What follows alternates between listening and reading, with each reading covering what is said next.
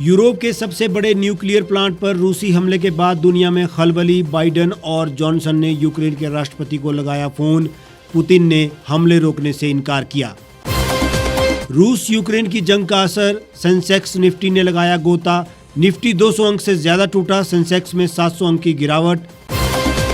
इस साल कोरोना से मरने वालों में 52% ऐसे लोग रहे जिन्होंने नहीं लगवाया था टीका। और उत्तराखंड चुनाव के नतीजों से पहले भाजपा और कांग्रेस ने रिजल्ट से पहले की अपनी कवायद शुरू। जोड़ तोड़ की तैयारी में बीजेपी और कांग्रेस।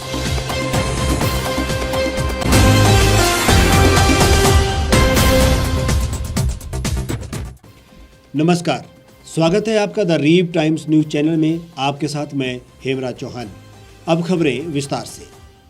यूक्रेन के जपोरिजिया न्यूक्लियर प्लांट के पास रूसी मिसाइल से हमला किया गया। इस हमले के बाद प्लांट में भीषण आग लग गई।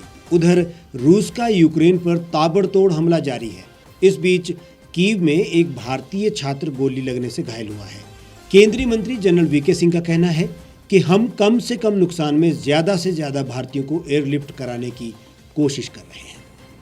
रूस और यूक्रेन की जंग का असर दुनिया भर के शेयर बाजारों पर देखा जा रहा है। भारत के बाजार भी इससे अछूते नहीं हैं। प्री ओपन सेशन में भी बीएसई के सेंसेक्स में 700 अंक से ज्यादा की गिरावट देखी गई, तो एनएसई का निफ्टी भी 100 अंक से ज्यादा की गिरावट लिए रहा।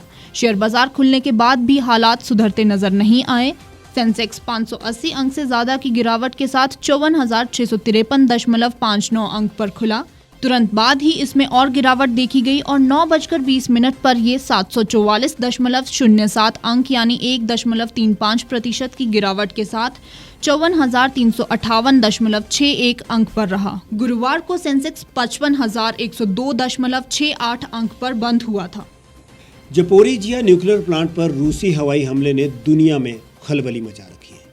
इस हमले के बाद ब्रिटेन के प्रधानमंत्री बोरिस जॉनसन ने न्यूक्लियर प्लांट पर हमले के बाद संयुक्त राष्ट्र सुरक्षा परिषद से आपात बैठक बुलाने की मांग भी की है। खबरों के मुताबिक न्यूक्लियर प्लांट में लगी आग को बुझाने जा रहे यूक्रेनी सैनिकों को भी रूसी फौज ने रोक दिया है। शेयर बाजार में इस भारी गिरावट के बावजूद टाटा स्टील का शेयर ग्रीन जोन में डटा हुआ है। टाटा स्टील का शेयर प्राइस बीएसई पर 0.9% की बढ़त के साथ 1,315.10 रुपये पर बना हुआ है। इसके अलावा एनटीपीसी और आईटीसी के शेयर ही ग्रीन जोन में हैं, जबकि निफ्टी पर हिंडाल्को का शेयर सबसे अधिक 1.12% की बढ़त लिए हुए हैं। वहीं टाटा स्टील यहां पर दूसरे नंबर पर है। इसके भाव में 0.90% की तेजी जा सकती है। सेंसेक्स और निफ्टी दोनों पर ही सबसे बुरा हाल एशियन पेंट्स का है। ये क्रमशः 4.65% और 4.32% की गिरावट लिए हुए हैं। रूस के राष्ट्रपति व्लादिमीर पुतिन ने जंग के बीच बड़ा खुलासा किया है। उन्होंने कहा कि यूक्रेन ने करीब 3,000 भारतीय छात्रों को बंधक बनाया है। हम भारतीय छात्रों को बाहर निकालने में पूरी मदद करेंगे। रूसी सेना की ओर से रिहायशी इलाकों में हमला नहीं किया जा रहा है। यूक्रेन ने इन इलाकों में सैनिक और टैंक तैनात किए हैं। कोई फासिस्ट ही ऐसा कर सकता है। पुतिन ने कहा कि यूक्रेनी सेना विदेशियों को जाने नहीं दे रही है। रूसी सैनिकों ने बंधकों को रिहा करवाया है। शेयर बाजार खुलने से पहले प्री ओपन सेशन में बढ़त का रुख दिखाई दिया, लेकिन बाजार में तुरंत ही गिरावट का रुख भी देखा गया। रूस और यूक्रेन के बीच छिड़े युद्ध के चलते दुनिया भर के शेयर बाजारों में अस्थिरता का माहौल है। फ्रांस के राष्ट्रपति इमैनुएल मैक्रों ने कहा कि उन्होंने रूस के राष्ट्रपति व्लादिमीर पुतिन से यूक्रेन पर हमले रोकने के लिए एक बार फिर कहा है, लेकिन पुतिन अभी ऐसा नहीं करेंगे। फ्रांसीसी राष्ट्रपति ने पुष्टि की कि उन्होंने गुरुवार को पुतिन से फोन पर बात की थी और कहा कि वह संवाद जारी रखेंगे ताकि अधिक मानवीय त्रासदी नहीं हो। यूरोप के सबसे बड़े न्यूक्लियर प्लांट पर हमले के बाद अमेरिकी राष्ट्रपति जो बाइडेन ने रूस से अपील की है कि वह प्लांट के आसपास गोलीबारी बंद करें और आग बुझाने के लिए आपातकालीन सेवाओं को अपना काम करने दें। इसी तरह से निफ्टी की शुरुआत भी धीमी रही। शुरुआती कारोबार में ही इसमें बड़ी गिरावट दर्ज हुई। 9:20 पर निफ्टी में 216.50 अंक यानी 1.31% की गिरावट रही। ये 16,281.55 अंक पर बना हुआ है, जबकि इसकी शुरुआत 16,339.45 अंक पर हुई थी। जबकि गुरुवार को निफ्टी 16,498.05 अंक पर बंद हुआ था। रूसी हमले में यूक्रेन के न्यूक्लियर प्लांट में भीषण आग लग गई। जानकारी के मुताबिक रूसी मिसाइल प्लांट के पास गिरी, जिससे यह घटना हुई। यूक्रेन के राष्ट्रपति जेलेंस्की के प्रमुख सलाहकार ने ज़ैपोरिज़िया न्यूक्लियर प्लांट में आग का वीडियो ट्वीट कर इसकी पुष्टि की है। यूक्रेन के ज़ैपोरिज़िया परमाणु ऊर्जा संयंत्र में आग के बाद राष्ट्रपति जेलेंस्की ने अंतर्राष्ट्रीय परमाणु ऊर्जा एजेंसी से बात की। उन्होंने बताया कि रूसी मिसाइल से हमले के बाद प्लांट के पास आग लग गई। हालांकि इससे प्लांट के आवश्यक उपकरणों को नुकसान नहीं पहुंचा है। यूक्रेन को ज़ैपोरिज़िया न्यूक्लियर प्लांट पर रूसी मिसाइल से हमले के बाद अमेरिकी राष्ट्रपति जो बाइडेन ने अपने यूक्रेन समक्ष वोलोदिमीर जेलेंस्की से टेलीफोनिक वार्ता की। दोनों नेताओं के बीच सैन्य, आर्थिक और मानवीय सहायता पर भी बात हुई है। इसके बाद ब्रिटेन के प्रधानमंत्री बोरिस जॉनसन ने भी जेलेंस्की से बात की। इस साल कोरोना विषाणु संक्रमण से मरने वालों में 92% ऐसे लोग रहे जिन्होंने कोरोना रोधी टीका नहीं लगवाया था। भारतीय आयुर्विज्ञान अनुसंधान परिषद के महानिदेशक बलराम भार्गव ने गुरुवार को ये बात बोली। केंद्रीय स्वास्थ्य मंत्रालय की ओर से आयोजित संवाददाता सम्मेलन में भार्गव ने कोविन पोर्टल, ICMR जांच और भारत पोर्टल के आंकड़ों को एक साथ मिलाकर प्रस्तुत किया। इसमें 94,47,09,598 लोगों के आंकड़े थे, जिनमें से 15,39,37,796 लोगों को कोरोना रोधी टीके की एक खुराक और 73,98,46,222 को दोनों खुराक लगी हुई थी। वहीं 5,09,25,580 लोगों का टीकाकरण नहीं हुआ था। भार्गव ने बताया कि इन आंकड़ों से हमें पता चला कि साल 2022 में कोरोना संक्रमण से जितने लोगों की मौत हुई, उनमें से 92% लोग ऐसे थे जिन्होंने टीका नहीं लगवाया था। मंत्रालय में संयुक्त सचिव लव अग्रवाल ने बताया कि राष्ट्रव्यापी टीकाकरण अभियान के तहत अभी तक कोरोना रोधी टीकों की 178.02 करोड़ से अधिक खुराक दी जा चुकी है। देश में 97% बालिग आबादी को एक खुराक और 82% वयस्क लोगों को दोनों खुराक दी जा चुकी है। देश में 15 से 18 वर्ष आयु वर्ग के 74% किशोरों को कोविड-19 रोधी टीके की पहली खुराक दी जा चुकी है, जबकि 39% को दोनों खुराक दी गई है। अग्रवाल ने कहा कि टीके के विकास तेजी से इस प्रकार है। स्वीकृति, व्यापक कवरेज के कारण कोरोना से होने वाली मौतों की संख्या काफी कम देखी गई। अधिकारियों ने कहा कि कोरोना रोधी टीके की पहली खुराक मृत्यु दर को रोकने में 98.9% प्रभावी है, जबकि दोनों खुराक 99.3% प्रभावी है। नीति आयोग के सदस्य स्वास्थ्य VK पाल ने कहा कि हम टीके की बदौलत कोरोना विषाणु संक्रमण के कम मामलों के चरण में हैं। स्कूल, कॉलेज, आर्थिक गतिविधियों को खोलना और हालात सामान्य बनाना तर्कसंगत है, लेकिन हमें सतर्कता और सावधानी बनाए रखनी चाहिए। उत्तराखंड विधानसभा चुनाव में 7 दिन बाद यानी 10 मार्च को साफ हो जाएगा कि किसकी सरकार बनेगी, लेकिन उसका काउंटडाउन शुरू हो चुका है। यही वजह है कि जैसे जैसे नतीजों का दिन नज़दीक आ रहा है, वैसे वैसे सभी राजनीतिक दलों ने अपने नेताओं की घेरेबंदी शुरू कर दी है। बीजेपी 2022 में सरकार गंवाना नहीं चाहती और कांग्रेस बनाने का कोई मौका छोड़ना नहीं चाहती है। मतलब साफ है कि दोनों पार्टियों ने 10 मार्च के नतीजे से पहले ही एड़ी चोटी का जोर लगाना शुरू कर दिया है। 70 विधायकों वाली उत्तराखंड विधानसभा में सरकार बनाने के लिए 36 विधायकों की जरूरत होती है, यानी जिस पार्टी के 36 विधायक होंगे वह सरकार बनाने का दावा पेश करेगी। फिलहाल बीजेपी और कांग्रेस प्लानिंग ये कर रहे हैं कि अगर 36 विधायक नहीं जीते तो सरकार बनाने का गुणा भाग क्या होगा। बीजेपी जहां एक तरफ अंदरूनी गणित में लगी है, तो वहीं चुनाव प्रभारी प्रहलाद जोशी 7 मार्च को देहरादून में एक मीटिंग करने वाले हैं। इसमें राज्य के सभी सांसद, राज्य के अधिकारी, जिलाध्यक्ष, उम्मीदवार और प्रभारी बुलाए गए हैं। इस मीटिंग का मकसद 10 मार्च के रिजल्ट के बाद की प्लानिंग पर मैसेज देना माना जा रहा है। दरअसल बीजेपी जहां सरकार बनाने के मामले में कोई चूक नहीं चाहती है, वहीं कांग्रेस ने भी काम शुरू कर दिया है। 8-9 मार्च को हर विधानसभा क्षेत्र में काउंटिंग एजेंट्स को ट्रेनिंग दी जाएगी, ताकि काउंटिंग में गड़बड़ी की कोई गुंजाइश ना रहे।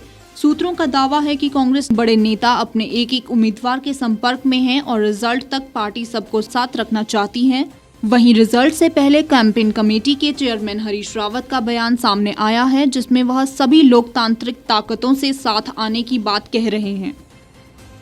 बहरहाल 7 दिन बाद जनता का फैसला किसके पक्ष में आएगा ये पता चल जाएगा। हालांकि उससे पहले ही बीजेपी और कांग्रेस ने जोड़ तोड़ और गठजोड़ का गुणा भाग शुरू कर दिया है, क्योंकि सवाल अगले 5 साल का है।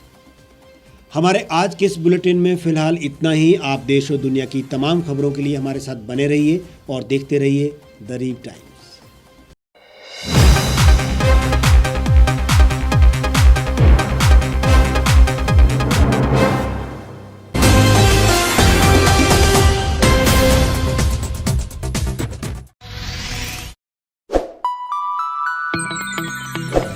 खबरों में बने रहने के लिए सब्सक्राइब करें द रीव टाइम्स, लाइक और शेयर करना ना भूलें।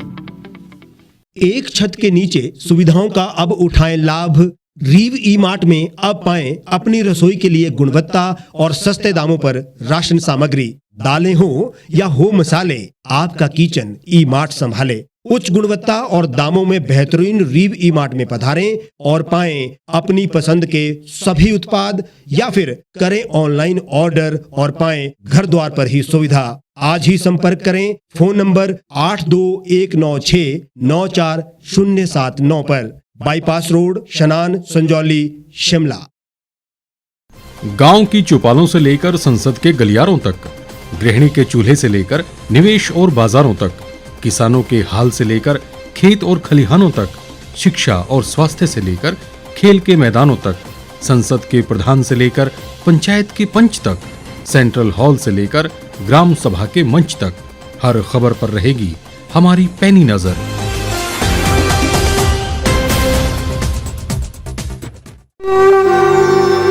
भारतवर्ष, जिसे आप दशकों से सुनते आए हैं कि सोने की चिड़िया थी।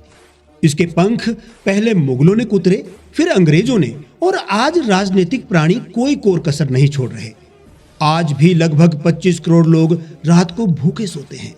करीब 2 करोड़ लोगों के पास घर नहीं है। भ्रष्टाचार में हमारा 176 देशों में 80 नंबर आता है। औसतन 100 महिलाओं के साथ हर दिन ज्यादतियां होती है और ना जाने क्या क्या। देश की संसद से कुछ ही दूरी पर चादर लपेटे सैकड़ों लोग सुबह नील गगन के नीचे सोए हुए मिलते हैं। क्या आप एक ऐसे भारत की परिकल्पना नहीं करना चाहेंगे जहां कुछ ऐसा किया जाए कि 1 वर्ष के भीतर देश में कोई भिखारी या लाचार भी आश्रयहीन न रहे? लोगों को सभी सरकारी सेवाएं घर द्वार पर ही प्रदान की जाएं, ताकि दफ्तर या कर्मचारी के चक्कर ना काटने पड़े। भ्रष्टाचार जड़ से समाप्त हो जाएगा। सेवा प्रदाताओं की पब्लिक रेटिंग यानी जनाकलन और तकनीक द्वारा अपराधों का शून्यकरण किया जाए। स्वास्थ्य और आधारभूत शिक्षा सभी के लिए समान गुणवत्ता के साथ निशुल्क प्राप्त हो, और भी बहुत कुछ। यदि आप इस पवित्र राष्ट्र निर्माण यज्ञ का हिस्सा बनना चाहते हैं तो आज ही राष्ट्रीय लोक नीति पार्टी से जुड़ें। अब देश राजनीति से नहीं, लोक नीति से चलेगा। विजिट करें वेबसाइट rashtriyalokniti.org।